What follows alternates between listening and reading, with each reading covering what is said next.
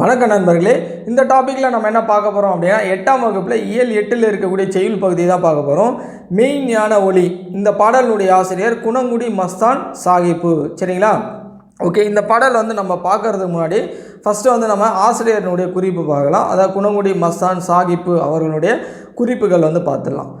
அவருடைய இயற்பெயர் சுல்தான் அப்துல் காதர். குணங்குடி மஸ்தான் சாஹிப்பினுடைய இயற்பெயர் சுல்தான் அப்துல் காதர். இவர் துறவியாக இருந்திருப்பார். இளம் வயசுலேயே, சின்ன வயசுலேயே துறவியாக போயிருப்பார். எந்தெந்த மலைக்கு போயிருப்பார் அப்படின்னா சதுரகிரி, புறாமலை, நாகமலை அப்படின்ற மலைப்பகுதி. இது நூல்கள் கிடையாதுங்க.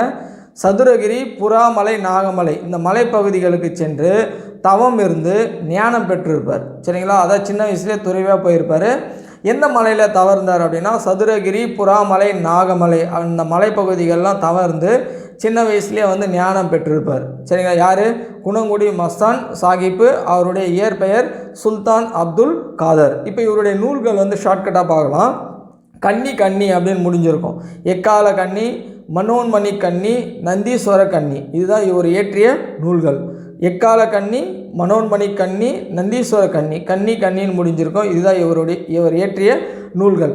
இப்போ நமக்கு கொடுத்துருக்கக்கூடிய இந்த பாடல் பார்த்திங்க அப்படின்னா குணங்குடியார் பாடற் கோவை அப்படின்ற தொகுப்புலேருந்து நமக்கு கொடுத்துருக்காங்க. சரிங்களா? குணங்குடியார் பாடற் கோவை அப்படின்ற தொகுப்புலேருந்து நமக்கு பாடல் கொடுத்துருக்காங்க. சரிங்களா? இப்போ நம்ம பாடல் பார்க்கலாம். சரி, ஆசிரியர் குறிப்பு பார்த்துங்க. ஏன்னா இதிலேருந்து கேட்கணும் அப்படின்னா ஆசிரியர் குறிப்பு கேட்கலாம். ஏன்னா பாடல் அந்தளவுக்கு முக்கியத்துவம் கிடையாது. சதுரகிரி அப்படின்ற மலை, புறாமலை, நாகமலை இந்த மலையெல்லாம் சென்று தவையிருந்து அவர் ஞானம் கிடச்சிருக்கு. எக்கால கன்னி, மனோன்மணி கன்னி, நந்தீஸ்வர கன்னின்னு வந்திருக்கு. இதெல்லாம் அவர் இயற்றிய நூல்கள். இப்போ நம்ம கொடுத்துருக்கக்கூடிய பாடல் குணங்குடியார் பாடற் கோவை அப்படின்ற தொகுப்பு நூல்லேருந்து தான் நமக்கு கொடுத்துருக்காங்க. சரிங்களா? இயற்பெயர் சுல்தான் அப்துல் காதர், குணங்குடி மஸ்தான் சாஹிப்பு. ஓகேங்களா? இப்போ நம்ம பாடல் போகலாம். இந்த பாடல் என்ன கொடுத்துருப்பாங்க அப்படின்றதான் நுழைமுறையில் கொடுத்துருப்பாங்க.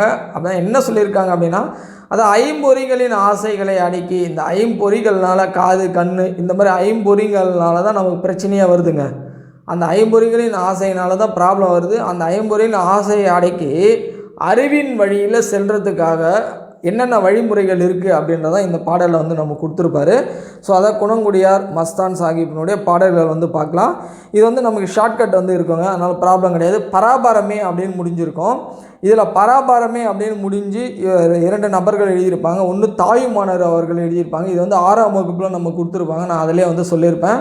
அதாவது பாடலினுடைய வரிகளில் பராபரமே அப்படின்னு முடிஞ்சிருந்தால் ஒன்று தாயுமானவர், இன்னொன்று குணங்குடி மஸ்தான் சாஹிப்பு. அப்போ தாயுமானவர் அவருடைய வரிகளில் பார்த்திங்க அப்படின்னா எல்லாம் பாசிட்டிவிட்டியே சொல்லியிருப்பார். அதாவது பராபரமே அப்படின்னு சொல்லிட்டு ஏவல் தொண்டு, ஏவல் பணி, அந்த மாதிரி தொண்டு செய்கிறேன் அப்படின்னு சொல்லிட்டு பராபரமேன்னு சொல்லியிருந்தால் அது தாயுமானவர். இங்கே பாருங்கள் பராபரமே அப்படின்னு இருக்கும். இங்கே நான் அண்டர்லைன் பண்ணியிருக்கேன் இந்த வார்த்தைகளாக பாருங்கள். அதாவது பாடல் பாசிட்டிவிட்டி தான், பட் அந்த வார்த்தைகள்லாம் நெகட்டிவாக இருக்கும். சரிங்களா? அது நெகட்டிவ்னா என்ன? கள்ள கருத்து, காசை விரும்புறது, வெள்ளம் வந்தது அப்படின்னு இருக்கு பாருங்கள். இருக்கா பாருங்கள். முதல் பாடலில் பாருங்கள் கள்ள கருத்து அப்படின்னு இருக்குது. 2வது பாடல் பாருங்கள் காசை விரும்பி. எல்லாமே நெகட்டிவாக சொல்லி, அதாவது பாடலினுடைய பொருள் பாசிட்டிவ் தாங்க. இங்கே நம்ம ஷார்ட்கட்டுக்காக நெகட்டிவாக போகிறோம். அப்போ பாடலுடைய பொருள்களில் நெகட்டிவாக சொல்லி பராபரமே சொல்லியிருந்தால் குணங்குடி மஸ்தான் சாஹிப்பு. அதே பராபரமே அப்படின்னு சொல்லிட்டு ஏவல் செய்கிறேன், நான் தொண்டு செய்கிறேன், பணி செய்கிறேன். பணினாலும் தொண்டு தான் அர்த்தம். தொண்டு செய்கிறேன் பராபரமே அப்படின்னு முடிச்சிருந்தால் அது தாயுமானவர். சரிங்களா? அந்த 2 டிஃப்ரென்ஸ் நம்ம தெரியணும். ஓகேவா? அப்போ இதில் முதல்ல கள்ள கருத்துன்னு இருக்குது, நெகட்டிவ். செகண்ட் பார்த்திங்கன்னா காசை விரும்புறது, அதுவும் நெகட்டிவ். தேர்டு பார்த்திங்க அப்படின்னா வெள்ளம், அதுவும் நெகட்டிவ். அப்போ ஃபோர்த்து பார்த்திங்க அப்படின்னா ஐம்பொறி அப்படின்னு இருக்கும். நமக்கு தெரியும் ஐம்பொறிகளின் ஆசை அடைக்கக்கூடிய பாடல் யார் சொன்னாங்க அப்படின்னா குணங்குடி மஸ்தான் சாஹிப்பு அப்படின்றத நம்ம தெரிஞ்சு வச்சுருக்கோம். அப்போ இந்த நெகட்டிவ் வார்த்தைகளை கொடுத்துட்டு நமக்கு பராபரமே அப்படின்னு கொடுத்துருந்தா அது குணங்குடி மஸ்தான் சாஹிப்பு அப்படின்ட்டு. ஏன் சார் இது அப்படின்னா நமக்கு பாடல் வரிகளை கொடுத்துட்டு எக்ஸாம் பாயிண்ட் ஆஃப் வியூவில் ஆசிரியர் யாருன்னு கேட்டுருவாங்க. அது உடனே நிறைய டைம் எடுத்துக்காமல் இம்மிடியேட்டாக ஆன்சர் பண்ணுறதுக்கு இதெல்லாம் நமக்கு ஹெல்ப்ஃபுல்லாக இருக்கும். அங்கே போய்ட்டு நம்ம உட்காந்து அந்த கருத்துக்கள்லாம் உட்காந்து பார்த்துட்டு இருந்தோம், இந்த கருத்து யார் சொன்னாங்க அப்படின்லாம் யோசிச்சுட்டு இருந்தோம் அப்படின்னா டைம் நமக்கு இருக்காது. சரிங்களா? அதுக்கு தான் இந்த ஷார்ட்கட் கொடுக்குறது. இப்போ இதில் என்ன அவர் சொல்லியிருப்பார் அப்படின்னா அதான் சொல்லியிருப்பார். அதாவது கள்ள கருத்துக்கள் அப்படின்னா தீய எண்ணங்கள் நான் நினச்சிட்டு இருந்தேன். அந்த தீய எண்ணங்கள் நினச்சிட்டு இல்லாமல் இருக்குது. அது அறுத்தவர் அப்படின்னா என்ன அர்த்தம் அப்படின்னா நீக்கியவர் அப்படின்னு அர்த்தம். அதாவது நம்மளுடைய மனசில் தீய எண்ணங்கள் இல்லாமல் இருக்கிறவங்களுக்கு நம்ம கடவுள் அருள் வந்து கிடைக்கும். நான் அந்த மாதிரி இல்லாமல் இருக்கிறத விட்டு காசை விரும்பி பணமே கொள்கை அப்படின்னு விரும்பி வந்து ஓடனேன், அதனால் வந்து நீ என்னுடைய மனசில் வந்து இடம் பெறலை, எனக்கு வந்து அருள் கொடுக்கல அப்படின்னு அடுத்த வரியில் சொல்லியிருப்பார். அதுக்கடுத்து என்ன சொல்லியிருப்பார், இந்த தீய எண்ணங்களை நீக்கி காசையே விரும்பாமல் நான் உன்னையே நினச்சி வாழ்கிறாங்க பார்த்தியா, அவங்களுடைய மனசெல்லாம் நீ இடம் பெற்றிருக்க.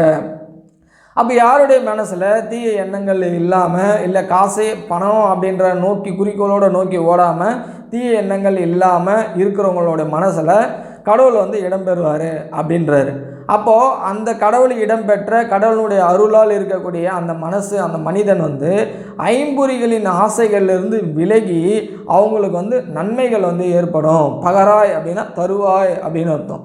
ஏன்னா இந்த ஐம்பொறிகளால் தானே ப்ராப்ளம் ஏற்படுது. அதனால் அதிலேருந்து அந்த துன்பத்தை நீக்கி வழியில் செல்லக்கூடிய அந்த அறிவை வந்து எங்களுக்கு கொடுப்ப அப்படின்னு தான் இந்த குணங்குடி மஸ்தான் சாஹிப் அவர்கள் இந்த பாடலில் சொல்லியிருப்பார். இதுதான் வந்து கருத்து. சரிங்களா? ஷார்ட்கட்டுக்காக நம்ம இந்த வார்த்தைகளை வந்து நம்ம பார்த்துக்கிறோம். ஓகேவா? சரி, அடுத்து சொல்லும் பொருளும் பார்க்கலாம். இந்த பகராய் அப்படின்னா தருவாய் அப்படின்னு அர்த்தம். பகராய் அப்படின்னா தருவாய் அப்படின்னு அர்த்தம். ஆனந்த வெள்ளம் அப்படின்னா இன்ப பெருக்கு அப்படின்னு அர்த்தம். ஆனந்தம்னா இன்பம், வெள்ளம்னா பெருக்கு. வெள்ளம் வந்து பெருக்கு எடுத்து ஓடிச்சு அப்படின்னு ஞாபகம் வச்சுங்க. ஆனந்த வெள்ளம் அப்படின்னா இன்ப பெருக்கு. பராபரம் அப்படின்னா மேலான பொருள். அறுத்தவருக்கு அப்படின்னா நீக்கியவருக்கு. அறுத்தவருக்கு அப்படின்னா நீக்கியவருக்கு. ஆல்ரெடி குறிப்புகள் வந்து பார்த்துட்டோம். இப்போ வந்து நம்ம புத்தக பயிற்சி பார்க்கலாம். மனிதர்கள் தம் தீய வழியில் செல்ல விடாமல் காக்க வேண்டியது எது? ஐம்பொறிகள். மனிதர்கள் தம் ஐம்பொறிகளை தீய வழியில் செல்ல விடாமல் காக்க வேண்டும். ஞானியர் சிறந்த கருத்துக்களை மக்களிடம் பகர்ந்தனர். சரிங்களா? ஞானியர் சிறந்த கருத்துக்களை மக்களிடம் பகர்ந்தனர். ஆனந்த வெள்ளம் என்னும் சொல்லை பிரித்தெழுத கிடைப்பது ஆனந்தம் கூட்டல் வெள்ளம். ஆனந்தம் கூட்டல் வெள்ளம். உள்கூட்டல் இருக்கும் என்பதனை சேர்த்தெழுத கிடைக்கும் சொல் உள்ளிருக்கும். எங்கே இருக்கு பாருங்கள்? உள்ளிருக்கும். இதோ இருக்கு பாருங்கள். உள்கூட்டல் இருக்கும். அப்போ உள்னு வரணும், இருக்கும்னு இருக்கும். இங்கே உள்ளே இருக்கும் இருக்குது, உள்ளிருக்கு. அவங்களுடைய ஆப்ஷன்ஸ் வந்து பிரித்து எழுதுகள்லாம் வந்து எளிமை தாங்க. ஆனால் ஆப்ஷன்ஸ் வந்து பார்த்திங்க அப்படின்னா எல்லா ஆப்ஷன்ஸுமே ஆன்சர்ஸ் வந்து இருக்கிற மாதிரி இருக்கும். அதில் நம்ம கரெக்டாக என்ன அப்படின்றத நம்ம ஃபைண்ட் அவுட் பண்ணி எழுதணும். மேக்ஸிமம் வந்து நம்ம புக்கில் இருக்கிறது வந்து கேட்பாங்க. சரிங்களா? ஏன்னா அதை நீங்கள் தெளிவாக பார்த்துட்டிங்கனாவே அப்படின்னாவே போதுமானது. உள்கூட்டல் இருக்கும் அப்படின்னா உள்ளிருக்கும். சரிங்க, ஓகே. அதுக்கடுத்து நமக்கு வந்து அயோத்திதாசர் அவர்களுடைய குறிப்புகள் பார்க்கலாம். இது வந்து நமக்கு கன்ஃபார்ம் இதிலேருந்து எக்ஸாம்ஸில் வந்து கொஷின்ஸ் வந்து கேட்பாங்க. இது வந்து தெரிஞ்ச விஷயம். இப்போ நீங்கள் இந்த உரைநடை பகுதியான இந்த அயோத்திதாசர் அவருடைய குறிப்புகள் வந்து நம்ம பார்க்கணும் அப்படின்னா இங்கே கொடுத்துருக்கக்கூடிய இந்த வீடியோவை நீங்கள் கிளிக் பண்ணி பார்த்தீங்க அப்படின்னா இந்த வீடியோ வந்து அடுத்து ப்ளே ஆகும். ஸோ அந்த வீடியோவில் நீங்கள் இந்த அயோத்திதாசர் சிந்தனைகள் அப்படின்ற பாடத்திலிருந்து அயோத்திதாசர் அவருடைய குறிப்புகள் வந்து பார்க்கலாம். சரிங்களா? நன்றி.